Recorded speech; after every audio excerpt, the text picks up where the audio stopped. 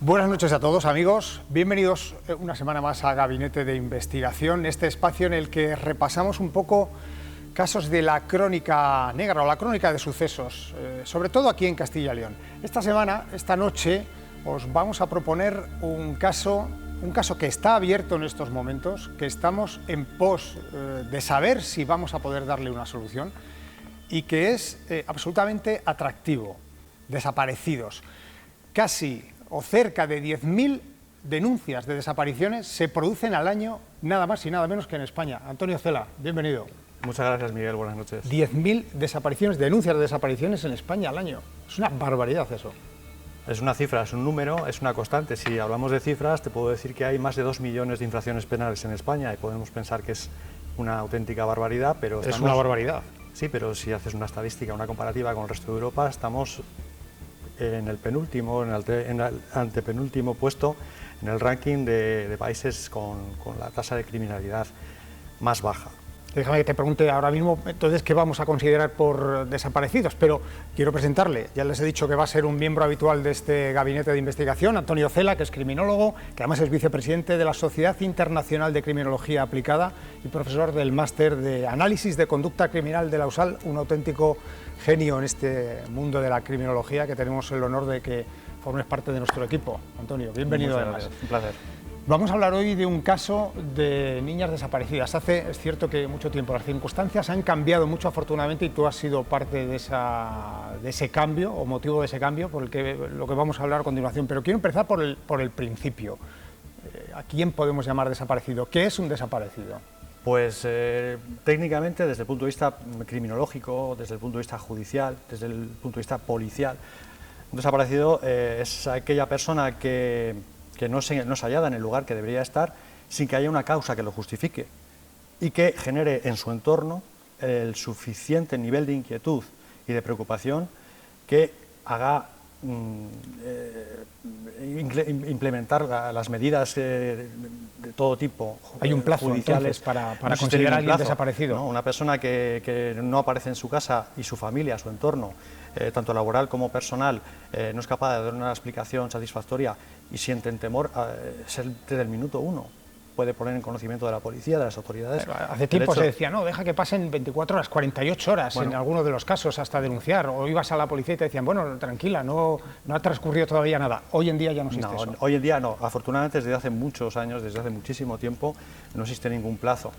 Igual les ha llamado a ustedes la atención, a mí sí, cuando llegué a la mesa, encontrarme pues un maletín con todos los artilugios que vosotros los criminólogos utilizáis para estudiar la escena de un crimen. Pero claro, estamos hablando de desaparecidos y puede decir alguien, cuando hay una desaparición, no se sabe dónde ha desaparecido, no hay una escena del crimen como tal, no sabemos si hay un crimen como tal.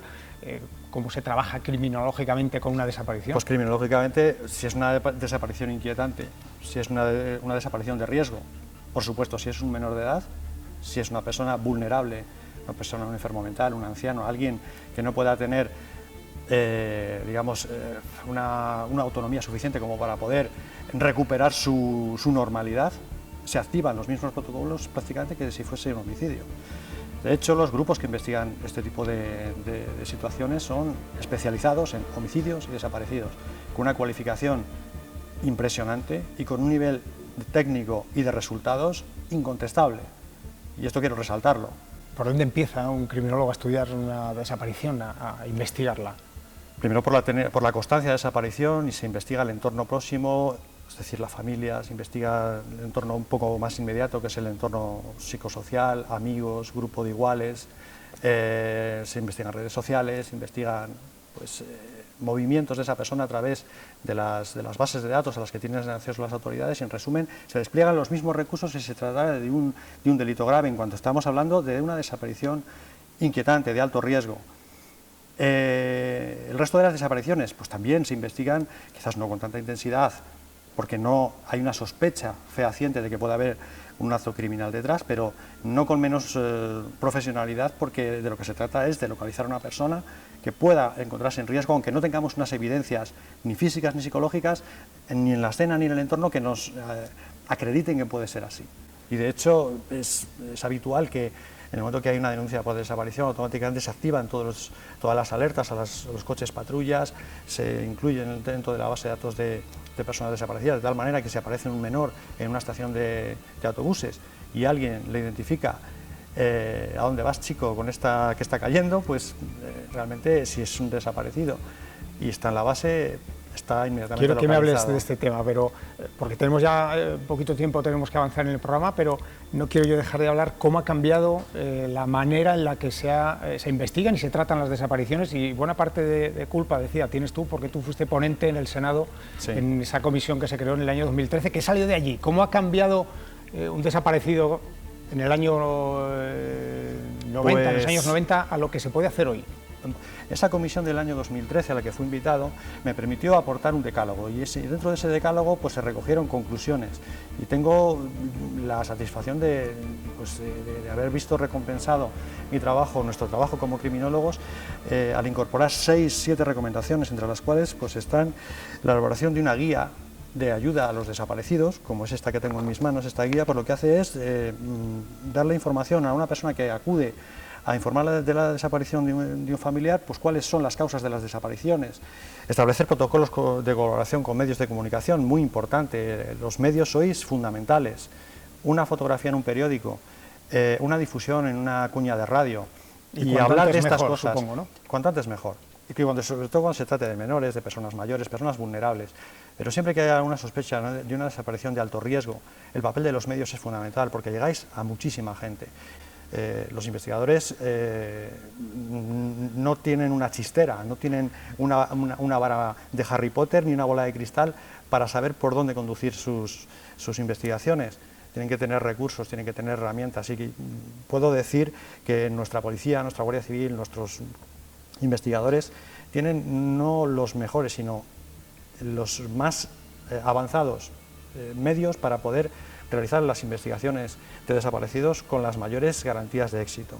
Nos vamos a ir ahora al caso, pero precisamente con esto último que estás diciendo quiero hacerte una última pregunta para cerrar. ¿Cuáles son las claves para resolver una desaparición con éxito? ¿Cuáles son los elementos importantes para poder resolver una desaparición con éxito? Pues voy a responderte con una información que me acaba de dar un gran amigo, Álvaro Martínez, que es el responsable de la unidad de perros de rescate del 112 de Castilla y León, trabaja con desaparecidos. Él, con su equipo de voluntarios del 112, que tiene su sede en Burgos, realiza un trabajo magnífico y me dice, por favor, resalta la importancia de las primeras 24 horas. Eso por un lado, y por otro la confianza y la certeza de que en la mayoría de los casos, en las desapariciones, el final suele ser feliz. Hoy te hemos hecho trabajar más de labor divulgativa. Algún otro día te haremos utilizar el maletín. Te esperamos por aquí en próximas semanas, Antonio. Gracias. Encantado, muchas gracias, Miguel. Nosotros vamos a pasar a desarrollar el caso de esta semana. Estamos hablando de desapariciones y nos vamos a ir unos cuantos años atrás, bastantes años atrás, la verdad. Un 23 de abril. Es el caso de las niñas desaparecidas de Aguilar. Aitor Curiel nos da las claves.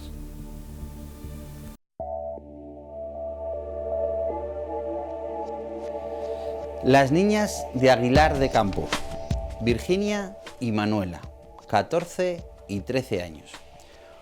23 de abril de 1992, día de Villalar. Un coche blanco, matrícula de Valladolid, quizás un SEAT 127. Niñas de fiesta, autostop, desaparecen. Tiempo después, unos posibles cráneos que pudieran ser, se termina descartando.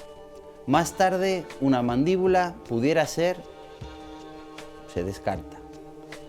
¿Siguen vivas? ¿Están muertas? ¿Nuevas líneas de investigación recientemente? Lo vemos a continuación. Gracias, Aitor. De nuevo, una carpeta roja en Gabinete de Investigación, de nuevo un caso sin resolver, aunque hay indicios, o por lo menos hay suposiciones que han llevado a reabrir el caso este mismo verano. Año 1992. Tenemos que irnos hasta el año de las Olimpiadas o de la Expo, una España efervescente, en la que estaban cambiando muchas cosas. Es cierto, dos niñas se van a ir de fiesta, dos niñas, apenas 15 años, se van a ir de fiesta a un pueblo de al lado como solían hacer otras veces. En su regreso, haciendo autostop, desaparecen. No se vuelve a tener noticias de ellas. Les presento a la mesa de hoy a Aitor Curiel, bienvenido. Muchas gracias. Nuestro criminólogo de cabecera, al que hoy acompañan dos criminólogos más que han querido sumarse, a que les damos de verdad la bienvenida a este gabinete de investigación. Carmen Balfagón, bienvenida. Muchas gracias. Ramón Chibirras, bienvenido también. Gracias, encantado. Los dos criminólogos que habéis conseguido algo que no es fácil, además, es reabrir un caso, por lo menos que un juez decida que hay que reabrir un caso tanto tiempo después, casi 30 años después. Pues hombre, sí, estamos contentos porque yo creo que hay que saber qué pasó con Virginia y con Manuela. Y sí que es verdad que habíamos planteado en el juzgado una serie de diligencias intentando abrir el caso y sin embargo se ha cruzado otra línea de investigación que hace que el caso esté en fase de investigación. Vamos a conocer los prolegómenos del caso. Vamos a conocer a Virginia Guerrero y Manuela Torres, dos adolescentes que, como bien decía Aitor, en esas claves que van a marcar nuestro caso, nuestra carpeta roja de hoy, desaparecen un 23 de abril, festividad aquí en Castilla y León, del año 92. Desaparecieron sin dejar rastro, al menos que hoy sepamos, y seguimos sin saber qué sucedió aquella noche y qué fue de las dos jóvenes, las niñas de Aguilar.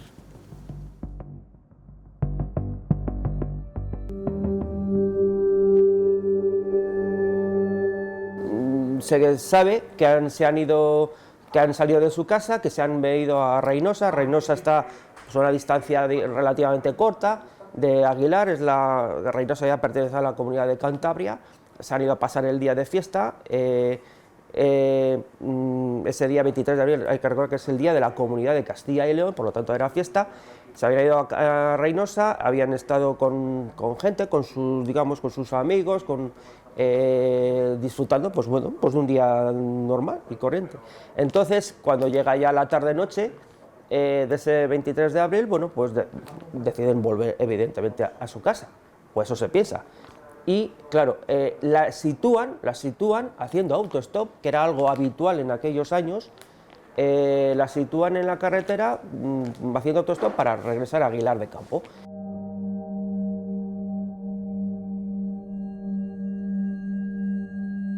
Sí, la repercusión fue tremenda, evidentemente, la desaparición de dos niñas sin que se dejara rastro ninguno, que no se sabía qué había ocurrido, sobre todo en una zona del norte de la provincia de Palencia, que afecta a Aguilar. Ellas son de Aguilar, habían ido hasta otra localidad vecina de Cantabria, Reynosa concretamente. Es un trayecto que tampoco hay una concentración de población importante, todo lo contrario. El que conoce Aguilar, conoce Reynosa, sabe que es una distancia corta, pero que entre medias no hay unas poblaciones importantes de gente. Y claro, causó, para empezar, extrañeza. Nadie concebía, dice, bueno, ¿cómo es posible que dos niñas puedan desaparecer de la noche a la mañana sin dejar ningún tipo de rastro? En este caso de desapariciones sí que es fundamental el operativo que se realiza, las investigaciones que se realizan en los primeros días, los primeros 2 días, la primera semana como máximo. Tal vez en este momento pensaron que había sido una desaparición voluntaria, que es una de las cuestiones que también rondaba. Nosotros no estábamos ahí todavía personados, y eso a lo mejor pudiera generar que una cierta dejación en un primer momento de esperar a ver qué pasa, a ver si aparecen por sí mismas antes de iniciar más actuaciones. Y entonces, claro, al partir del tercer o cuarto día, pues ya la preocupación empezó a cundir, ya no solo en las familias, evidentemente, y en los amigos y en el entorno de las chicas, sino que a nivel periodístico, pues ya empezaron a pedirse colaboración ciudadana para averiguar si alguien les había visto, dónde podrían estar. Las niñas desaparecen en Reynosa, el último sitio donde se tiene conocimiento de que están allí las niñas, o según la información de esa testigo que por la ventana ve que creyendo que son ellas, tampoco tenemos la certeza de que fueran ellas, pero hay dos personas, dos chicas jóvenes que se montan en un coche pequeño, probablemente un 127 de color claro, color blanco, y que parece ser que es el último sitio donde se las ve, y eso sucede en Cantabria, no sucede en la provincia de Palencia, no sucede en Cervera. El famoso coche blanco, el famoso 127 blanco, matrícula Valladolid. Digamos que ha sido la pista así como más relevante, ¿no? La más cercana en el tiempo, puesto que es algo que las ven la información se refiere a la misma noche de la desaparición, y sí que es la pista que más se ha seguido por parte de la Guardia Civil. Se han analizado distintos vehículos, pero no ha llevado nunca a ningún sitio. La realidad es que probablemente la testigo que las ve desde su ventana, pues probablemente sean las niñas las que están allí, sean las que se montan en ese vehículo, pero no ha habido forma de determinar quién era la persona, qué vehículo era, y ni por supuesto la persona que lo conducía y que las secuestraba.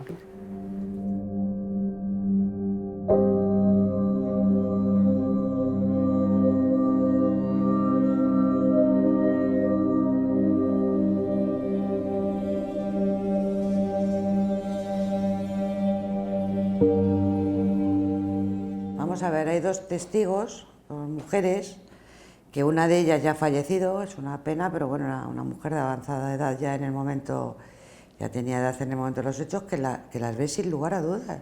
Las dos identifican, no sé, al 127 blanco, las dos identifican a un joven moreno, bien vestido, o sea, no llama la atención, nada, o sea, te puede llamar la atención en aquella época pues un tío con una melena larga, no, bien vestido, de uno entre 20 y 25 años, lo que describen las dos, y además hay una testigo que da una determinada matrícula del vehículo, sin llegar a completarla, cuidado, que además yo sé que a esa mujer siempre le ha pesado el no coger la matrícula exacta del vehículo, pero de unas características, hombre... Eso se investigó a conciencia por la Guardia Civil, no dio ningún tipo de resultado, y ese es el último flash, digamos, que se tiene por parte de un testigo de las dos pequeñas.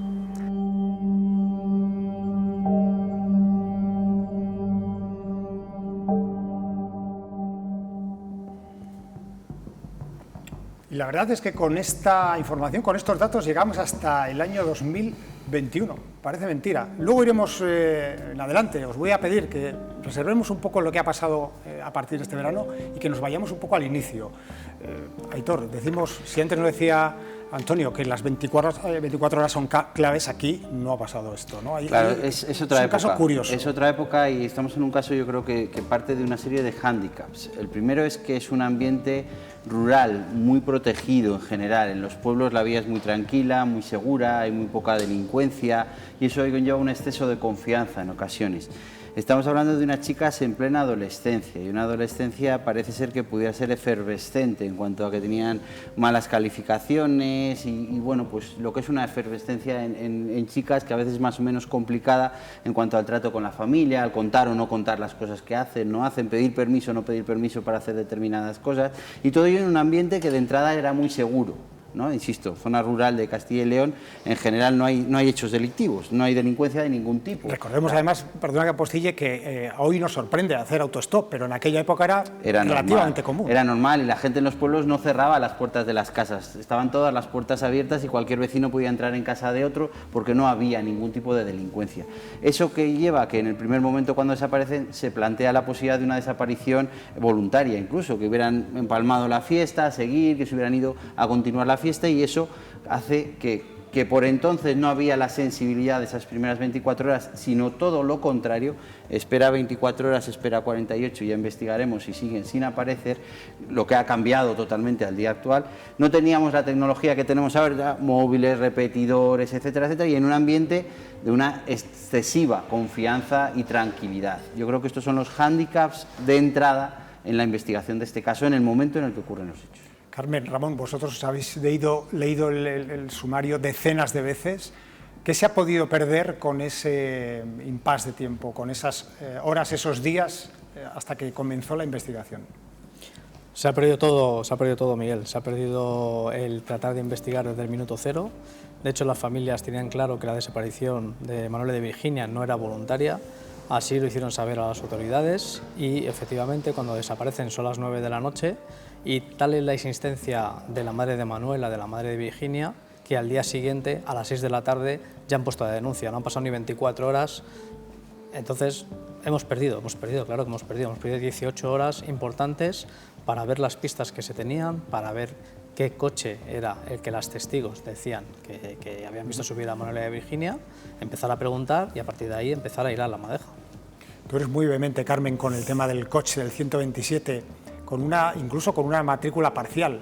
A pesar de que era el año 92, que evidentemente la tecnología no estaba como la podemos tener hoy, pero no parece que fuera excesivamente complicado ni excesivamente complejo localizar una lista de coches, de propietarios de vehículos, pregunto, no lo sé, que más o menos concordara con los datos que daban los testigos. No sé si era muy complicado. Complicado no era. En este país se han hecho muy buenas investigaciones por parte de las fuerzas y cuerpos de seguridad del Estado y se ha trabajado sin la tecnología que hoy tenemos hoy en día.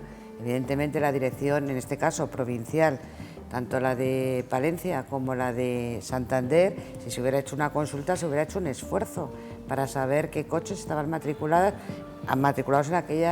en aquellas dos zonas. Eso nos consta que no se hizo en su momento. Yo creo que es verdad que lo que ha dicho el doctor Curiel es así, ha cambiado mucho, estamos hablando de una zona rural que ha cambiado mucho y de hecho si somos con el tema del autostop, aquí querría recordar que aquí se acabó con el autostop por parte de la gente joven con el caso Alcácer, porque era habitual que los chicos y los jóvenes se trasladaran. Es coetáneo con este, además. Que es coetáneo, vamos, les separan meses, evidentemente uno tuvo una repercusión mediática que este pues no la tuvo, pero yo creo que se podía haber hecho ese esfuerzo en localizar esas matrículas. De hecho, es una diligencia que nosotros hemos solicitado en el juzgado. ¿Por qué no se hizo en su momento? El solicitar que coches con esa matrícula, que había una serie de datos que esta testigo, que como lo he recordado, le dolió enormemente no haber cogido la matrícula completa, teníamos algo por donde empezar.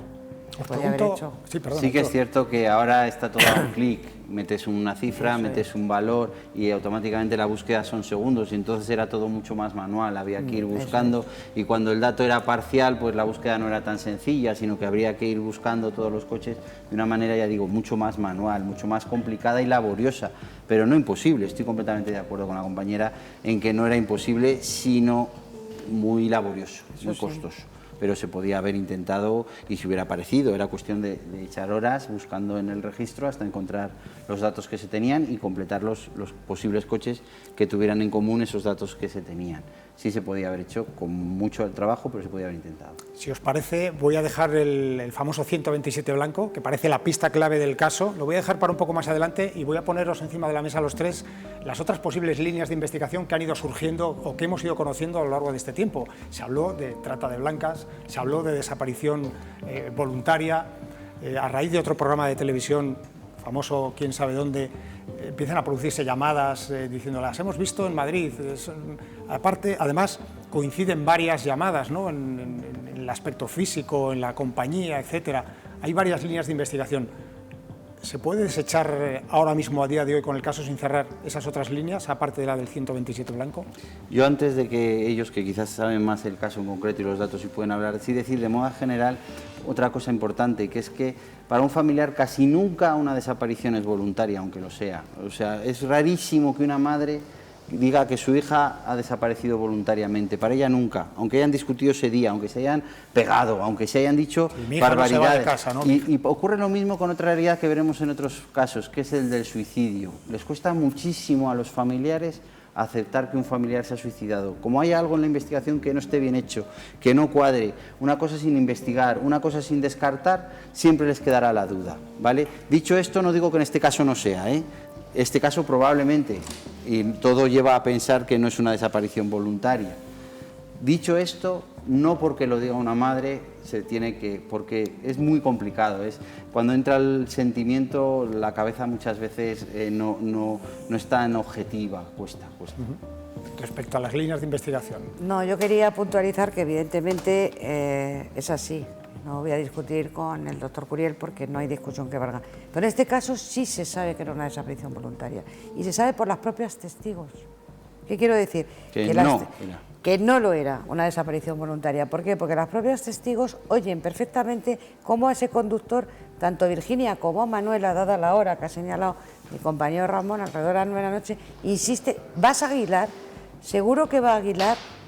¿Usted va a Aguilar o vas a Aguilar? Es decir, el empeño de las niñas era llegar a Aguilar, porque sabían que iban mal de hora y porque además hay un dato que es evidente y confirmado por las dos familias en el momento de la desaparición, que ellas no tenían permiso para ir a Reynosa. Entonces todo su afán era volver a casa. Que no las descubrieran. Claro, por eso cuando ellas se montan en el vehículo hay una testigo que ve que ya van contentas porque ya esa angustia que tenían de no llegar a casa ha desaparecido porque hay alguien que les asegura que las va a llevar a Aguilar.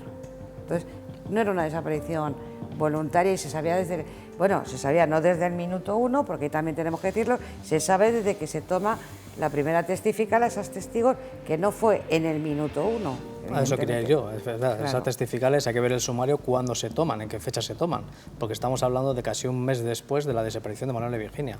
De ahí la importancia de esas primeras horas en la desaparición de las personas.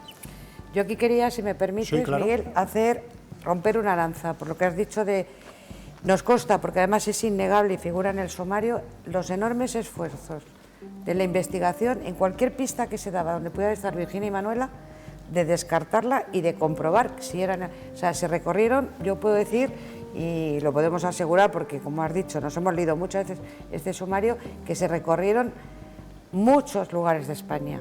Se hizo un esfuerzo en hacer hasta una fotorobot tratando de que parecía que eran unas chicas que estaban en un movimiento punk en Madrid.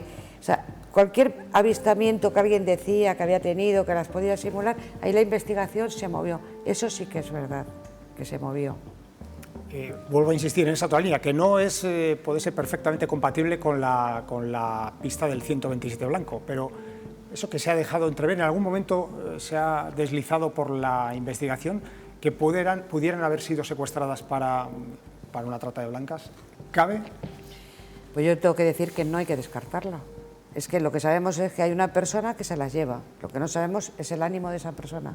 Si es para una satisfacción personal y para cumplir determinados deseos personales o forma parte de una trama. No lo sabemos. Es que por eso es importante que las desapariciones no se dejen de investigar. Porque tenemos que tener claro que no estamos ante un homicidio que prescribe, estamos ante una desaparición.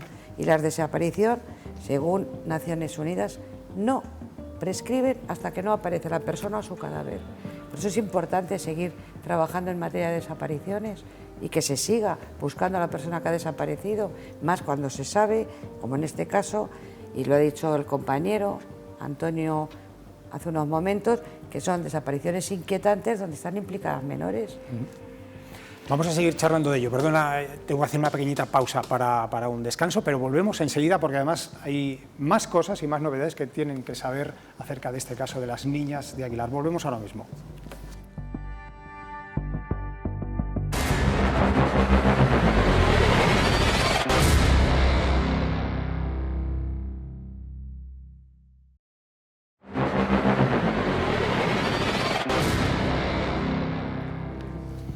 Estamos de vuelta con nuestro equipo hoy de Gabinete de Investigación hablando sobre esta carpeta roja, el caso de las niñas de Aguilar, de Virginia y de Manuela. Antes de irnos a la publi querías contarnos algo, Aitor. Te he cortado, pero te doy la palabra ahora mismo. Que siempre que hay desaparecidas dos chicas jóvenes, 13, 15, 17 años, la trata de blancas es una opción que nunca se puede descartar. Os pongo rápidamente encima de la mesa un par de datos, porque tenemos que ir a ver la segunda parte del vídeo y hablar de ese famoso 127 y la situación que tiene ahora mismo el caso, pero hubo dos momentos en los que pareció que algo se podía sacar a la luz. Quiero recordar además que es en el año 94 y en 2017 cuando aparecen respectivamente dos cráneos en el pantano de Requejada y en 2017 una mandíbula en el pantano del Ebro, en Cantabria. Sobre esto dos cosas muy claras. Huesos hay repartidos por la inmensidad de nuestra geografía, muchísimos huesos de cementerios que desaparecieron, de huesos mucho más antiguos, de casos históricos. Y una cosa yo siempre digo, todos los que hemos estudiado medicina hemos estudiado con huesos, y muchos de ellos con huesos reales que no sabemos de dónde han aparecido. ¿Dónde han salido? Y que una vez que están muy desgastados y no nos sirven para estudiar sus accidentes anatómicos, pues en algún lado tienen que terminar. No hay que dar importancia a que aparezcan unos huesos, ¿no? Esto ocurre muy habitualmente. Se estudian antropológicamente, se estudian genéticamente, se descarta que casen con ningún caso sin resolver. Con este no casaron ninguno de ellos y ya está. No hay que reiniciar tampoco una investigación porque pueden ser incluso de una profanación de un estudiante de medicina en un cementerio abandonado para usarlo para estudiar. No tiene mucho más recorrido. Se descartó tanto los cráneos como la mandíbula que fueran de las niñas. Llegados a este punto, volvemos de nuevo a una vía muerta en el caso. Las pistas de los cráneos, las pistas de la mandíbula, el 127, llegamos a una vía muerta, hasta que de repente se abren nuevas vías en la investigación.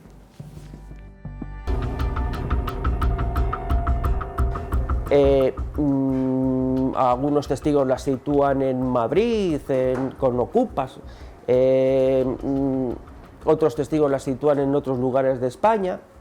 Todo se investigó, todo, absolutamente todo. La Guardia Civil no deja nunca nada al azar, todo se investigó, pero sin ningún tipo de resultado. Pero creo que eso fue a raíz de la aparición en el programa de Se Busca, de Paco Lobatón, que sí que hubo bastantes llamadas de personas dando informaciones, ¿no? Entonces, lo cierto es que todas esas informaciones se analizaron por parte de la Guardia Civil, y una de esas va relacionada con eso, el supuesto de que las hubieran podido ver por Madrid, en alguna comuna, pero nadie las había identificado ciertamente. Veían a alguien que pensaban que podía ser ellas.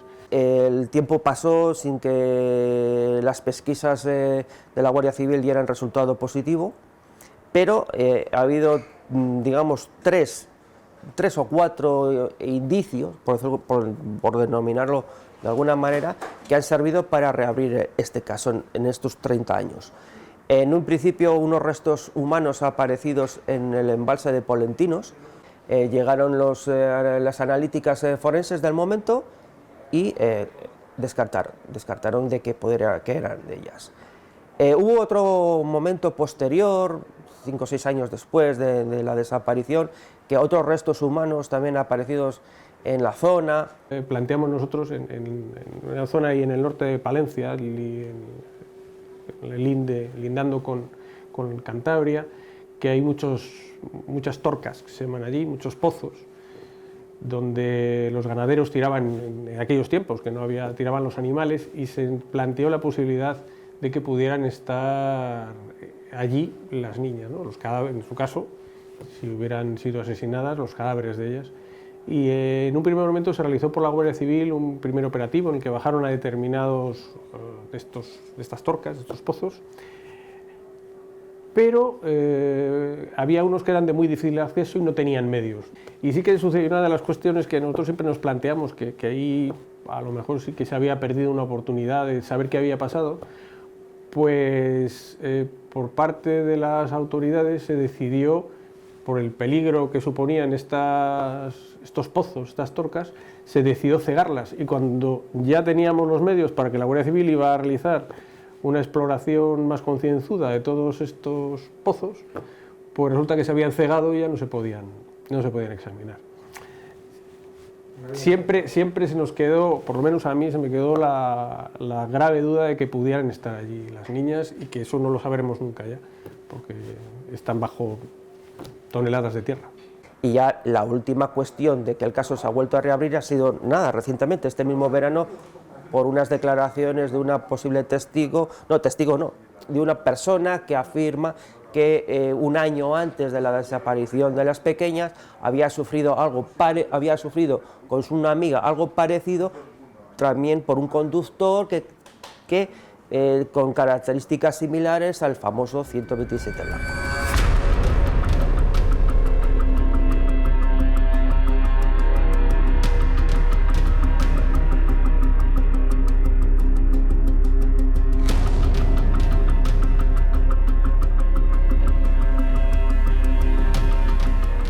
Bueno, nosotros entramos en contacto con Emilio y con Karima pues a raíz de la grabación de un programa para un medio de comunicación Entonces, cuando yo les pregunto que, bueno, pues qué saben del sumario, por qué no se ha movido ninguna pieza en tantos años, entonces me dice que no saben nada del sumario. Claro, evidentemente no saben nada del sumario porque no estaban personas las familias en el procedimiento a través de un letrado. Entonces, bueno, me pareció tan triste esa situación, unido, bueno, pues a la pérdida después de tanto tiempo, desde el año 92, que de manera altruista, yo, que soy abogada también, me personé en la causa y, bueno, hicimos un informe criminológico sobre la desaparición de Manuel y de Virginia. Pues en nuestro informe criminológico que presentamos en el mes de abril a la juez, hay varias líneas de investigación que nos sorprenden mucho que no se han seguido. No vamos a indicar ni nombres ni apellidos ni vehículos, pero hay líneas de investigación, independientemente de esta nueva línea que surge en el año 2021, que no se concluyeron en su día. Yo estaba convencida que alguien había visto más de lo que realmente se habían dicho las testificales y pedí ayuda y colaboración ciudadana. Y bueno, nosotros ya habíamos pedido nuestras diligencias, pero es verdad que en ese camino de por medio pues aparece una persona que dice que había tenido la misma experiencia que pudieron tener Manuela y Virginia. Por lo menos la relación y el modo de cómo se habían producido los hechos, ese modus operandi, había sido lo mismo que a ella les había pasado, también siendo adolescentes, también con un SEAT 127 blanco y también con un señor de las características que yo había descrito en este programa. Pues tenemos ese testimonio que, como existe secreto de actuaciones, pues nosotros tampoco conocemos realmente hasta dónde llega ese testimonio, en qué consiste, pero que en principio, por lo que se sabe y lo conocemos por los medios de comunicación, pues es una persona que por aquella misma época y a raíz de este programa de televisión, pues ha puesto en conocimiento de la Guardia Civil que a ella le sucedió algo parecido, que según parece lo había ocultado a su familia y por eso ha tardado tanto tiempo en decirlo, pero claro, tanto tiempo es que son muchos años los que ha tardado en decirlo.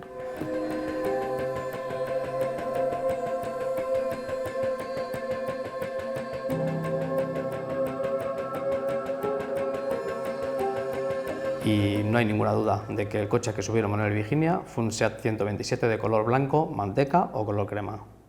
Vamos a ver, renunciar a esa línea de investigación sin intentar localizar ese vehículo que podía haber estado ese día por la zona. Es que 127 era un coche corriente, evidentemente 3 puertas, que era el modelo, pero algo se pudo haber hecho más. Es fundamental que esto ha permanecido siempre abierto, por lo tanto no ha prescrito. Es una de las cuestiones que siempre nos hemos preocupado de que en ningún momento se cerrara la instrucción del procedimiento, siempre ha estado abierto, por tanto el plazo para la prescripción del delito no cuenta. Las familias saben que es muy difícil que Manuel y Virginia estén vivas, lo tienen asumido, pero quieren saber qué pasó y quieren descansar. Las madres quieren descansar, los hermanos quieren descansar. ¿Qué pasó? Es un poco lo que nos preguntamos. Nueva línea de investigación. ¿Qué hay en vuestro informe criminológico? Lo que podéis contar, porque sé que hay secreto de actuación, secreto de sumario, pero ¿qué hay nuevo para que un juez 30 años después decida hay que investigar esto, además de ese testimonio? Yo creo que hay que ser honestos y aquí quiero destacar el importante papel que tenéis vosotros los medios de comunicación. Aquí fue una llamada diciendo que alguien tuvo que ver qué pasó aquel 23 de abril del 92, que alguien tenía que saber algo, y a eso respondió una persona que también quiero, en honor a la verdad, romper una lanza por ella, que es esta persona que gracias a su testimonio realizado ante Policía Nacional ha dado, pues ha logrado que se abra esta línea de investigación independientemente de lo que nosotros dijéramos en nuestro informe. Y no dijo nada porque era menor también, y no dijo nada porque había salido también sin permiso de sus padres, y no pudo decir lo que les pasaron porque no lo podía decir, porque el miedo a la reprimenda que sin lugar a dudas le iba a caer.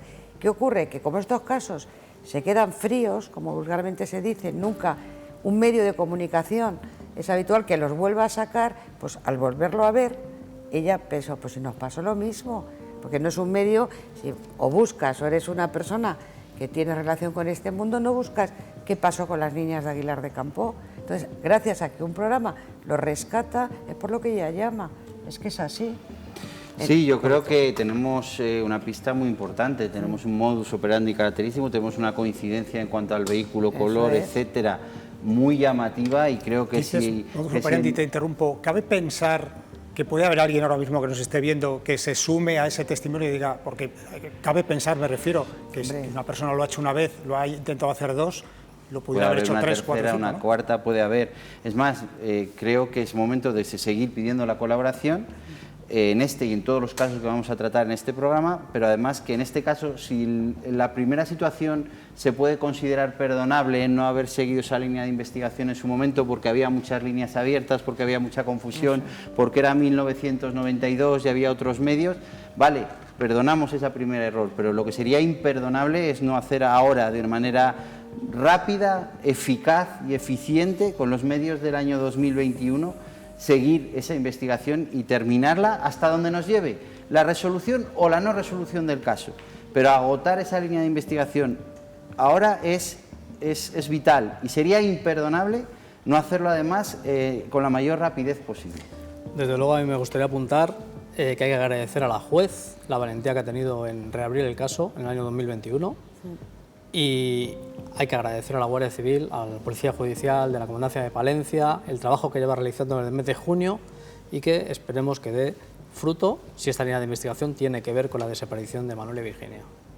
No es por meter miedo a nadie, ojalá pudiera meterle miedo a alguien, ¿no? Pero, insisto, reuniendo un poco el rompecabezas que tenemos encima de la mesa, que vosotros conocéis perfectamente. Tenemos una matrícula parcial, tenemos un modelo de coche, tenemos una tipología. Eso hoy en día, metiéndolo en una base de datos, podemos saber a quién perteneció ese vehículo, porque tiene que estar registrado en algún sitio, tiene que ser relativamente sencillo. ¿Puede haber identificado a alguien, al menos como sospechoso, de que puede aportar algo? Yo sinceramente creo que eso ya está hecho. Creo que ya está hecho, sin entrar en más detalles. Claro que es fácil, pero además has dicho antes, y permíteme, el informe nuestro. Con independencia de esta línea que se ha abierto, nosotros planteamos un total de 36 diligencias que a juicio de estos humildes criminólogos creíamos que se tenían que hacer. Es verdad que el abogado de la asociación Clara Campoamor ha contado lo de las torcas, pero es que hay otros sitios donde no se miró, y no se miró porque no había las técnicas que tenemos hoy en día. Insistes también mucho en las conversaciones que hemos tenido fuera en drenar ese... Es que hay zonas que se tienen que drenar porque no se pudieron ver, y si hemos drenado el río Guadalquivir con un caso desgraciado como se dio también el de otra menor, el de Marta del Castillo, ¿por qué no podemos drenar una balsa de 6 metros de diámetro, que no es nada? O determinadas minas. O determinadas minas. Está claro que estamos en el año 2021 y que las técnicas son muy superiores y tenemos posibilidad de hacer muchas más cosas que entonces. Está claro que el caso no prescribe, es una desaparición, no prescribe ni ha prescrito. Está claro que la investigación está abierta. Pues yo creo que hay que remangarse y ponernos a trabajar. Creo que no nos queda otra. Porque lo que no podemos permitir es que dos familias, tantos años después, todavía no puedan descansar sabiendo si sus hijas viven o no viven. Creo que tenemos que hacer y podemos hacer mucho. Voy a aludir a tu papel de forense ahora mismo. Imaginemos que, bien drenando esa parte que Carmen ha insistido siempre, además tiene mucha confianza en ese sitio, aparecen restos óseos, obviamente hoy en día, desde el punto de vista forense, ¿qué podrían aportar o en qué estado podríamos encontrarlos? Hombre, han pasado muchos años, habría que ver dónde están, probablemente si están en medio acuoso, con mucha humedad, puede haber una saponificación, habría que ver el estado del cadáver, pero habrá que hacer un estudio antropológico y un estudio genético. Identificar si son o no son las niñas al día de hoy es relativamente sencillo, sería fácil, por lo menos poder decir si esos restos corresponden o no corresponden a Virginia y Manuela. Sí. ¿Sería factible? Sí, fácil, Iba a preguntaros, relativamente fácil. Por cerrar también, si tan solo la confesión, el arrepentimiento de alguien que se pudiera haber cercado resolvería este caso. Pues hombre, desde el punto de vista, y ahora hablo como abogado, desde el punto de vista penal, él puede decir que a la persona que fuera X, vamos a poner una X, que él acabó con la vida de Virginia y Manuela, y ahí sí estaríamos ante una prescripción. Ya no se le podría juzgar porque el delito ha prescrito. Esto es importante, aquí yo aprovecho... Es duro lo que dices, ¿eh? Sí, O sea, pero aprovecho... es llamativo que estemos hablando del asesinato de dos niñas y que alguien mañana confiesa... Y además, perdóname, y voy a ser lo más suave posible, que lo podemos adornar con otros delitos, no solamente con asesinato, sino con otro concurso de delitos, ¿no? Que no me voy a extender. Y no le pasaría nada, porque en este país, y yo creo que es algo, y aprovecho esto en un medio de comunicación, porque siempre que me dais la ocasión lo reivindico, este país tiene que hacerse ver el tema de la prescripción. ¿Por qué? Porque lo que decía el doctor Curiel, ahora las técnicas avanzan mucho. Ahora tenemos posibilidades de hacer un ADN que te indica, ese análisis de ADN, el fenotipado, y te dice hasta el color de los ojos de la persona que es su propietario. Es decir, están avanzando mucho las técnicas. No puede ser que un delito prescriba a los 20 años, porque no se haya podido averiguar o no se haya podido saber cómo sucedió o quién fue realmente el que lo cometió. Entonces yo creo que eso tenemos que avanzar en cambiar esa prescripción, pero en el caso que nos ocupa, si ahora salió una persona diciendo sí, yo las maté y además, pum, pum, no le pasaría nada. Claro, si dice que las mató el 24 de abril de 1992... Claro, ya no pasaría nada. Se acabó, es triste, pero bueno, al Es menos así. ojalá consigamos, aprovechando que está el caso abierto, que hay unas investigaciones, que hay unas diligencias en marcha, confiemos en la labor de las fuerzas y cuerpos de labor del Estado. Si me permite, Por favor, claro. Miguel, como portavoz de las familias, sí quiero decir que están constantemente agradeciendo toda la muestra de apoyo que están recibiendo por parte de sus vecinos y por parte de otra serie de personas que saben del caso, y quieren agradecer también la labor que se está haciendo desde el juzgado y desde las fuerzas y cuerpos de seguridad del Estado en encontrar la solución de lo que pasó con Manuel y Virginia. Desde aquí, el agradecimiento de las familias hacia todo el mundo. Ojalá, desde luego, acertemos, acierten, consigamos saber en algún momento si es conociendo al culpable mejor, pero conozcamos qué pasó con Virginia y con Manuela. Muchas gracias a los tres, Aitor, Carmen, Ramón, por haber estado hoy en este gabinete de investigación repasando esta carpeta roja, la de las niñas de Aguilar. Señores, nosotros hoy lo dejamos.